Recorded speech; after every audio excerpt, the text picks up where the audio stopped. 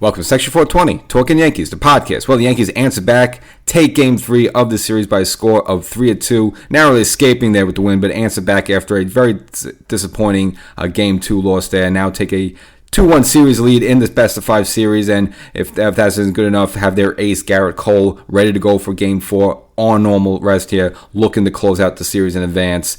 So the Yankees, again, really set themselves up in a good position. And, even though the score was really 3-2, it shouldn't have even been that close. I mean, the Royals scored like 2 fluky runs there, but we'll get into the whole thing. But most importantly, the Yankees now with a 2-1 series lead, again, taking the Game 3 on the road in Kansas City. So we have the rest of this series to go, and hopefully the Yankees are able to move on from here. And then we have the championship series after that, and hopefully at some point the World Series after that, and of course the offseason, all the good stuff. Point being, make sure you subscribe to this podcast and also check out the YouTube episode. Made a little prediction of the series. I figured the Yankees were going to lose Game 3, but I had them coming back in Games 4 and 5, kind of like what they did against Cleveland back in 2022 there. So a little wrong with that, but in this case, I'm happy to be wrong. But nevertheless, you should check out that episode as well. Just dropped it on YouTube. But we'll get back into here to Game 3. Again, we're left with a bad taste in our mouth from Game 2 there. Again, Rendon now with a good start. Started strong, but then fizzled out by the 4th inning, and then the Yankee offense, everybody put nothing together. The storyline continued with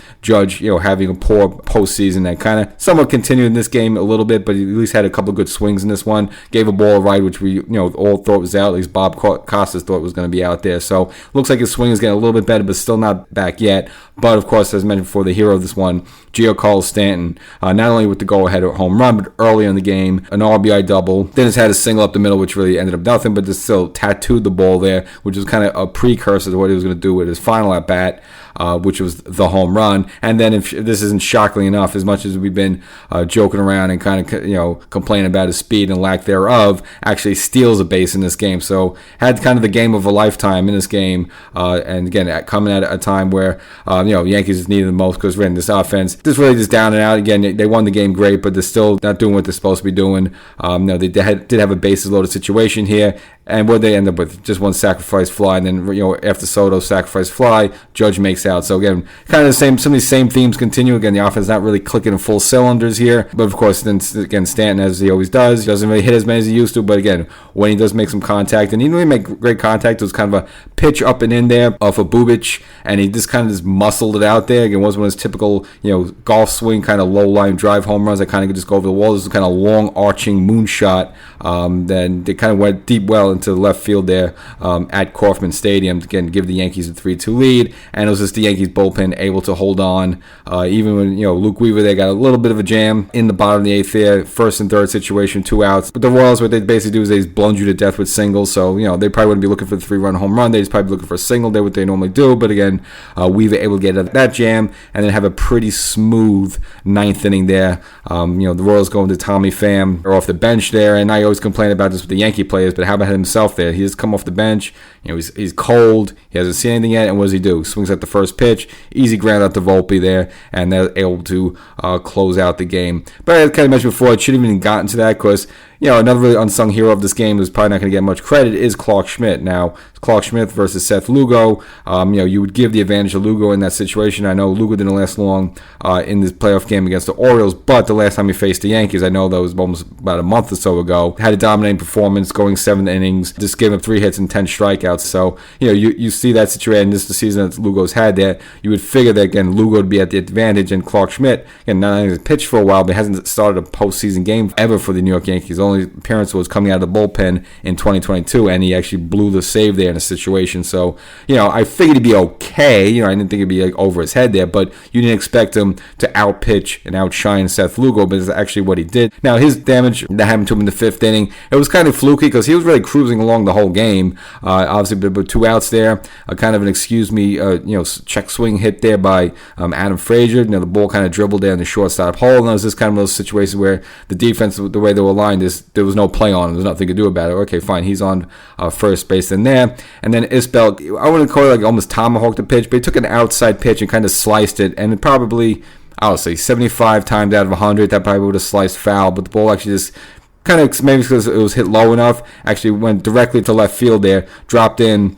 and Verdugo obviously had no play on the ball at all, and Rudd was able to come around to score at that point, put a score at 2-1, and then soon after that, Massey with a line shot to right field. Now Soto's kind of caught in between there, made a dive for the ball, tried to make a great diving catch where it was probably a little outside his reach, but he probably tried to just do the diving play there. Unfortunately, the ball drops in, and of course, Isbell is able to score, and now the score is tied at 2-2 apiece. And of course, then Boone going to Clay Holmes to just get jammed and get out of the inning, and at least keep the score tied at that point, 2-2 there. But really, Clark Schmidt deserves better than that. Again, the Frazier kind of little check swing, little dribble to the shortstop hole, really wasn't his fault. And then Isbell just with kind of a 1 out of a 20 chance type of opposite field line drive shot that normally doesn't happen, normally doesn't fall in that way. So it's almost like just 2 bad luck things in a row there that came unraveled from, which was kind of a shame because he pitched rather well. I mean, even going against someone like Bobby Witt Jr., he handled him well. Struck him out one of the bats, did not look overmatched at all. Again, he just looked like a veteran who's been around for the league for 10 years. So I didn't think Boone was going to go further with him than 5 innings anyway, just for the fact, again, it's the first time doing it. And even during the regular season, Schmidt at best was maybe a 6-inning pitcher. He's not the type of guy that goes 7-8 innings, so you knew it was going to be a bullpen type of game anyway, which it turned out to be. But really, the score, this should have been almost, really, the final score really should have been 3-0. It shouldn't have been that close. But again, just because that little fluky inning, the game was tied there 2-2. It was looking just bad for the Yankees because, inning after inning, frame after frame, again, the offense was giving you nothing, and you kind of figured it was going to be a situation where the game was going to go 2-2 in the bottom of the 9th inning, and the Royals were going to have a walk-off win there. I mean, it was just smelling that way. You saw it coming, but then Stanton comes up against the lefty, 3-1 count. And again, it wasn't a terrible pitch by Bubic, but it was just kind of up and in. But Stanton, again, his swings just getting better and better, throughout the game there. So I was surprised he even gave him anything decent to hit at that point. It's not like Chisholm afterwards, especially Chisholm being a lefty there. I mean, that'd be the easier matchup for Bubic. And again, Chisholm didn't do much in this game. Obviously, the crowd was booing him after the comments he made, and maybe I'll get into that afterwards. That'd have been the more favorable matchup for him. But nevertheless, he gave Stanton enough of a hittable pitch, and Stanton took care of it, dumps it into left field, gives the Yankees the 3-2 lead. And again, the Yankee bullpen with Holmes, Canely, and then Luke Weaver with the multi-inning save there, able to nail it down, and the Yankees walk away 3-2 lead. Again, big win for the Yankees on the road. Again, really not phased at all. Not that like Kansas City's an intimidating place to play. I mean, I'm sure with the football, the Kansas City Chiefs in football, that's a whole different story than the Royals. But again, Judge continues to struggle in the postseason. Had a couple good swings in this one. Again, sent one ball all the way to the left field wall there. He did get hosed on a called third strike there. He did check his swing, and I would almost call this game maybe poetic justice in a way. You had that blown call because Soto was on first base. If the umpire called it a non-swing, which it was a non-swing, you would have had runners on first and second. Now there was still 2 outs, so who knows if the Yankees would have done anything, but at least you would have 2 runners on to maybe do something. Wells with something to do with the inning, but nevertheless, with the strikeout, that cancels the whole thing. And then early in the game, Gleyber Torres, a little bit of a controversial little bloop double to right field. It seemed like it did nick a part of say, the foul side of the foul line there, but nevertheless, on the replay, the Yankees challenged it, did not get overturned. Call stand there. So if you take the Judge check swing, which the Yankees got screwed on, and you take that Gleyber Torres, which bounced into the stand there, so the umpires would have had to make a judgment call. So they probably would have still put runners at second and third. I mean, the Cabrera would not have come around to score there. But again, second and third there, all you need is a single from Soto, who's very capable of hitting a single to score 2 runs there. So, I would almost call this game maybe a little poetic justice as to the fact that the Yankees, got screwed on those 2 calls. Really, Clark Schmidt got screwed just the way that, the Royals scored their 2 runs in the 5th inning. And I guess the justice was Giancarlo Stanton with the go-ahead home run there. So, I guess, the Yankees had some injustice done to them, but it all got straightened out. And Yankees go ahead and again take Game 3. And a pivotal moment there in the game, I was saying, pivotal, but just maybe it's an annoying moment. And that's to come with, I just mentioned this, in Game 2, the 9th inning there, of just sometimes just take a strike, especially if you see a pitcher that's struggling. And it was Verdugo against Lorenzen. And Lorenzen was struggling a little bit. He ends up walking Volpe first, then Cabrera. So this guy has walked 2 batters in a row. You think maybe he's a little wild, maybe doesn't have his best stuff. So what does Verdugo do? First pitch, swings, and a weak little ground out to first base. I don't know. It's just frustrating. These guys is swing at the first pitch when a guy does the 2 batters in front of you just got walked, and now you swing at the first pitch. So again, it didn't really cost the Yankees, but it's just this baseball IQ just is down the tubes there. And of course, early in the game, now Verdugo did lay down a bunch of a shocker there. Now the first one was a pop up.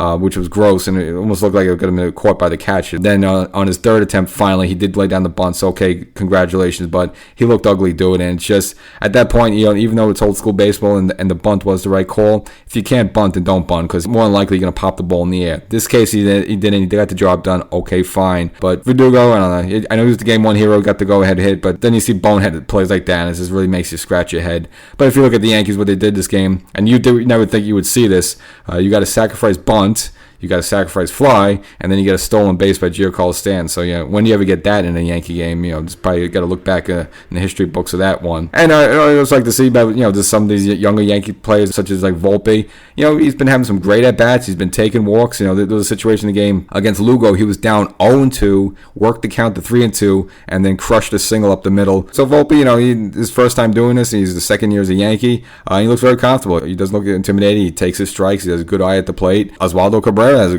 this game taking some walks there, having a great eye at the plate, and even Gleyber Torres, so someone who's I've been on the entire regular season, just having a good eye at the plate, just seeing pitches, and having pitches go inside on them, and just laying off it. So good improvement by some of those guys. Obviously, all this attention is on the big man, Aaron Judge.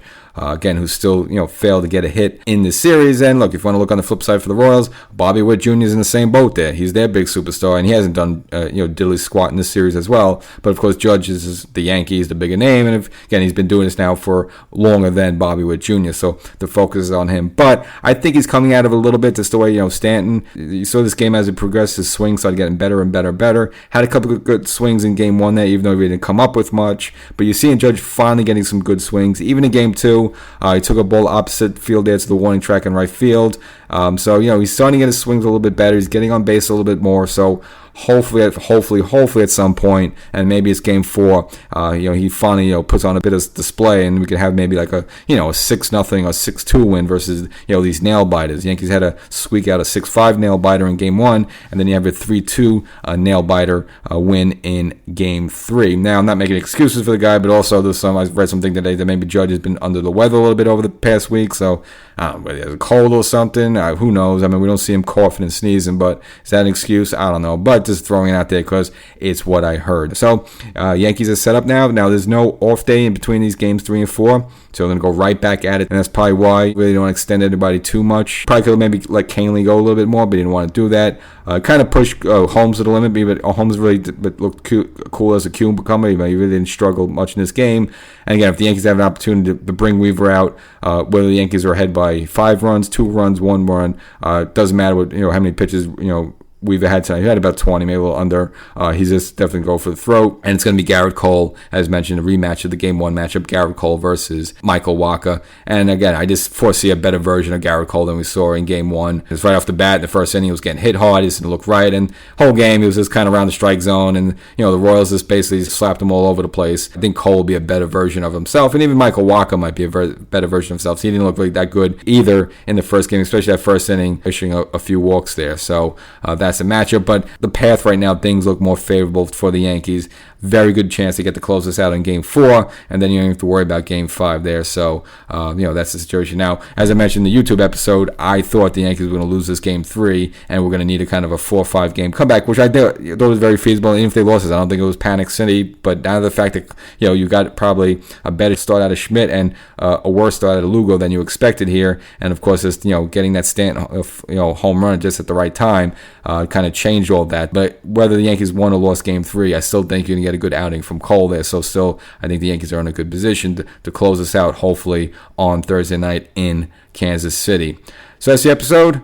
Yankees, take a 2-1 lead, answer back, and have themselves with their ace on the mound, have a great chance of probability of closing this out in Game 4. So hopefully that's the case. Catch you next time.